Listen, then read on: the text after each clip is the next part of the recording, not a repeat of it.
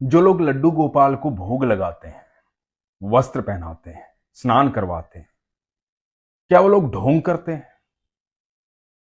लड्डू गोपाल तो बाजार में हर जगह बिक रहे हैं, दुकानदार तो भोग नहीं लगाता, तो लोग घर में लाकर के क्यों भोग लगाते हैं? क्या ऐसा हो जाता है लड्डू गोपाल को कि घर में आते ही उनको भूख लगनी शुरू हो जाती है, आप भोग लगाना शुरू कर देते हैं? क्या विश्वास करना बड़ी चीज है या पूजा करना बड़ी चीज है? ये ऐसे सवाल हैं जो बहुत सारे लोगों के मन में चलते रहते हैं। आज का प्रसंग बड़े ध्यान से सुनिएगा, ये प्रसंग इसी पर आधारित है। हरे कृष्ण दोस्तों, मैं हूं अनुज शर्मा। आगरा की रहने वाली पूजा रिंगस में रहती है, रिंगस सीकर में है, जहां खाटू श्याम जी का मंदिर है। पूरे विश्व से लोग वहां आते हैं। पूजा का पहला बेटा हुआ। पुत्र का जन्म होते ही कुछ ही समय बाद पुत्र बैकुंठवास चला गया, दुनिया छोड़कर चला गया। एक मां के लिए जिसने 9 महीने एक बच्चे को पेट में रखा हो, इससे बड़ा दुख हो नहीं सकता कि वो आते ही दुनिया छोड़कर चला जाए। उसके बाद उस मां की दुनिया वीरान हो जाती है, पागल हो जाती है। पूजा के साथ यही हुआ। जिंदगी वीरान हो गई थी, पागलपन आ गया था। क्या करती समझ में कुछ आ नहीं रहा था। भगवान पर शुरू से विश्वास था, आस्था थी, प्रेम था, लेकिन पूजा पाठ नहीं करती थी। विश्वास बहुत था, हमेशा भगवान श्री कृष्ण को अपने पिता के रूप में देखती थी। अत्यंत विश्वास करने वाली, प्रेम करने वाली। मन में एक बात आई कि जिस हालात में मैं हूं, इस हालात को मेरे ईश्वर के अलावा कोई समझेगा नहीं। तो जाकर के लड्डू गोपाल ले आई। लड्डू गोपाल घर में आए, उनके वस्त्र अपने हाथों से बनाती, उनका श्रृंगार करती, भोग नहीं लगाती। भोग लगाना उसे लगता था कि लोग ढोंग करते हैं। पत्थर की मूर्ति है, पीतल की मूर्ति, ये क्या भोग खाती होगी? क्या भगवान भोजन खाते हैं? दूसरा, उसे यह भी लगता था कि जो सारी सृष्टि का रचयिता है, जो अनंत ब्रह्मांड का मालिक है, उसे मैं क्या दे सकती हूं, मैं क्या भोग लगवाऊंगी उससे? सारी दुनिया को तो वो खाना खिलाता है, सारी दुनिया को तो वो भोजन देता है, तो मैं कैसे भोजन दूंगी? तो इन दोनों भाव के बीच में थी, लेकिन विश्वास में कहीं भी कमी नहीं थी। विश्वास और प्रेम अत्यंत था।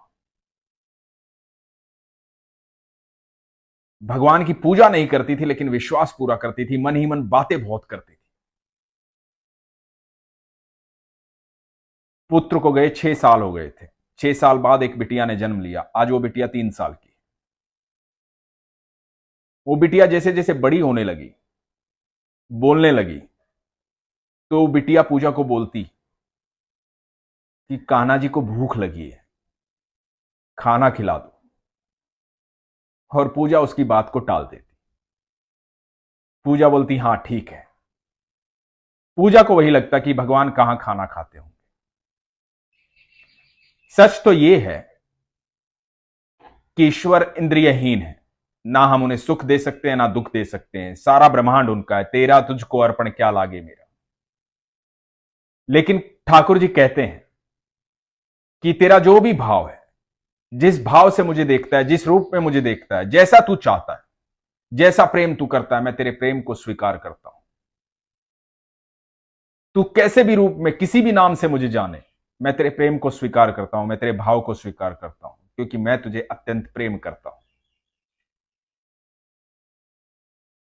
तो पूजा को भी यही लगता था कि मैं क्या सुख दूंगी। भगवान कहते हैं कि ये जानते हुए भी कि मैं इंद्रियहीन हूं, तुम ना मुझे सुख दे सकते हो, ना दुख दे सकते हो, मैं इन सब से परे हूं। उसके बाद भी यदि तुम मुझे वस्त्र धारण करवाते हो, मुझे भोग लगवाते हो, तो तुम्हें क्या लगता है कि तुम्हारे भोग की और तुम्हारे वस्त्रों की चिंता मुझे नहीं है? ईश्वर हमसे अत्यंत प्रेम करते हैं। इन तीनों लोकों में सिर्फ एक ही है जो हमसे निस्वार्थ प्रेम करता है, वो ईश्वर है। इस अनंत ब्रह्मांड में सिर्फ एक ही है जो हमसे निस्वार्थ प्रेम करता है, वो ईश्वर है, वो मेरा ठाकुर है। उसने सिर्फ दिया ही दिया है, दिया ही दिया है, सब कुछ दिया है। उसे हमसे किसी चीज की चाह नहीं है। किसी भी पिता को पुत्र से कोई चाह नहीं होती, लेकिन पुत्र पिता के लिए कुछ करना चाहता है, एक भाव प्रकट करता है, प्रेम दिखाता है, तो पिता को खुशी होती है, पिता को अच्छा महसूस होता है। बाइबल में एक बहुत सुंदर बात लिखी है। जीसस ने कहा था कि ईश्वर कहते हैं कि जब तुम्हारा पृथ्वी का पिता तुम्हें रोटी की जगह पत्थर नहीं दे सकता तो मैं कैसे दूं। तो मेरा ठाकुर वही है।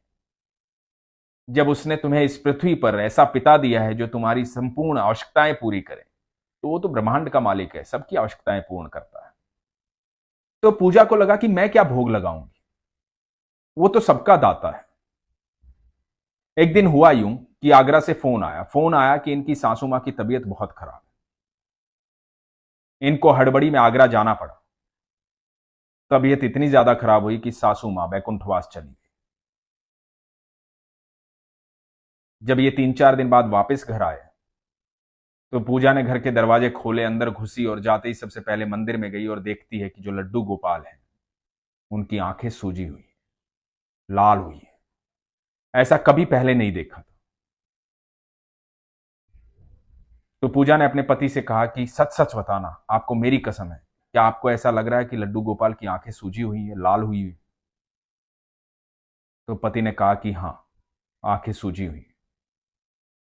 पूजा भागकर बाजार गई। आजकल आई फ्लू फैला हुआ है। बाजार गई, बाजार जाकर के एक चश्मे की दुकान पर गई, वहां से बोला कि मुझे भगवान के लिए एक चश्मा चाहिए, मेरे लड्डू गोपाल के लिए एक चश्मा चाहिए, और चश्मा लेकर आई। पूजा बताती है कि दुकानदार भी हंसी उड़ाने लगा कि अरे भगवान कहां चश्मा पहनते हैं। ये मन में भाव हमेशा रहता ही था कि भगवान कहां ऐसा करते हैं, भगवान कहां ऐसा करते हैं। चश्मा लाई, चश्मा ला करके लड्डू गोपाल को पहनाया। 3-4 दिन बाद आंखें ठीक हो गई, जैसी पहले थी वैसी हो गई। रात्रि में एक सपना आया। सपने में दिखाई दिया कि एक बच्ची जो है इनके लड्डू गोपाल को गोदी में उठाए हुए है, लेकिन लड्डू गोपाल मूर्ति के रूप में नहीं है, जीवंत है, साक्षात है। वो लड़की इनकी तरफ बढ़ रही है।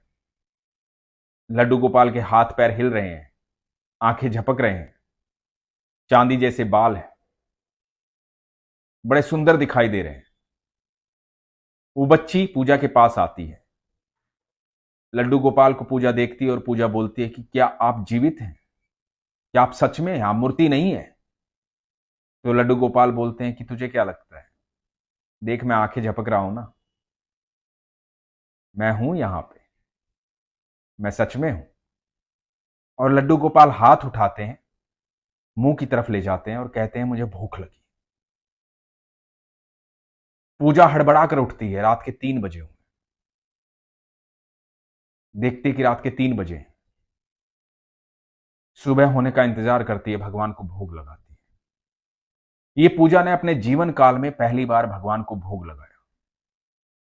पूजा कहती है कि उस दिन के बाद से लेकर आज तक मुझे हर समय यह एहसास होता है कि मेरे बाल गोपाल, मेरे ठाकुर मेरे साथ हैं। मैं उन्हें अपना बच्चा नहीं मानती, मैं अपना पिता मानती हूं। मेरे सर्वेश्वर वही है, मेरे सब कुछ वही है। इस दौरान एक दिन हुआ यूं कि पूजा को जोत लगाने जाना था। अब उसने पूजा करनी स्टार्ट कर दी, भोग लगाना शुरू कर दिया। तो जोत लगाने जाना था तो लगा कि थोड़ी देर बाद जाऊंगी। इतने में एक आवाज आई, पूजा पूजा। और पूजा को लगा कि पड़ोसी अंकल आवाज दे रहे हैं। बाहर झांक कर देखा, कोई नहीं था। पूजा ने पड़ोसी अंकल को फोन किया कि आपने आवाज दी थी, तो अंकल ने कहा कि नहीं, मैं तो यहां हूं ही नहीं, मैंने आवाज नहीं दी। भाग करके मंदिर के पास गई। यह आवाज किसी और ने नहीं दी थी, पूजा के पिता स्वरूप ठाकुर जी ने दी थी। पूजा को हर पल एहसास होता है। पूजा कहते हैं कि मुझे लगता था कि सब लोग ढोंग करते हैं, मुझे लगता था कि मैं भोग लगाऊंगी तो लोग मजाक उड़ाएंगे, ये पत्थर की मूर्ति, ये पीतल की मूर्ति, ये कहां भोजन लेगी, ये तो भगवान है, लोग कुछ भी करते हैं। बहुत सारे किस्से सुनते हैं। दोस्तों, मैं आपको यकीन से कहता हूं, आपके विश्वास से बड़ी कोई चीज नहीं है। दुकानदार की दुकान पर वो लड्डू गोपाल पीतल के हो सकते हैं, पत्थर की मूर्ति हो सकती है, लेकिन जैसे ही वो आपके पास आते हैं, आप उन्हें निमंत्रण देते हैं, वो साक्षात वहां पर होते हैं। बहुत सारे लोगों ने यह सवाल भी पूछा है कि हम लड्डू गोपाल की प्राण प्रतिष्ठा कैसे करें। आपके ईश्वर आपके निमंत्रण का इंतजार करते हैं। आपका भाव, आपका निमंत्रण उन्हें आमंत्रित करता है। प्रेम से जब भी ठाकुर को बुलाओगे, ठाकुर आ जाएंगे, क्योंकि वो आपके पास ही है। ठाकुर ने कहा है कि हर जीव के साथ मैं हर पल रहता हूं। आपका विश्वास जब जागृत होगा, आप प्रेम से उन्हें आवाज देंगे, तो आपको अनुभूति होगी कि वो आपके साथ है, क्योंकि वो तो आपके साथ हैं। आप अनभिज्ञ हैं, आपको दिखाई नहीं दे रहे, आपको लगता है कि वो नहीं है। उन्हें तो पता है कि आप हैं, वो तो हर समय साथ है। तो इसलिए विश्वास से, प्रेम से उन्हें निमंत्रण दीजिए, वह आपके पास आ जाएंगे। वही तो प्राण है। हमें प्राण प्रतिष्ठा क्या करनी है? ये अनंत ब्रह्मांड उन्हीं से तो चल रहे हैं। ये जो सांसें मैं ले रहा हूं, आप ले रहे हैं, हम एक दूसरे से बात कर रहे हैं, आप मुझे सुन रहे हैं। ये कौन है? यही तो कृष्ण है। हम सबकी सांसें ही तो कृष्ण है। वही तो प्राण है अनंत ब्रह्मांड के। तो आप बस प्रेम से, विश्वास से बुलाइए उन्हें। जो लोग पूजा नहीं कर पाते हैं, पाठ नहीं कर पाते हैं, उन लोगों से मैं एक ही बात कहूंगा, अपने विश्वास को कमजोर मत कीजिए। ईश्वर आपके साथ है। पूजा पाठ करने के लिए कोई निर्धारित स्थान नहीं होता। आपको लगता है कि कहीं आप हाथ नहीं धो सकते हैं, मुंह नहीं धो सकते हैं, तो यकीन मानना, आप खुली हवा में खड़े हो जाइए, हाथों को फैलाइए, आंखें बंद कीजिए। जो हवा चल रही है वो ईश्वर को स्पर्श करके आ रही है। इस हवा में ईश्वर है।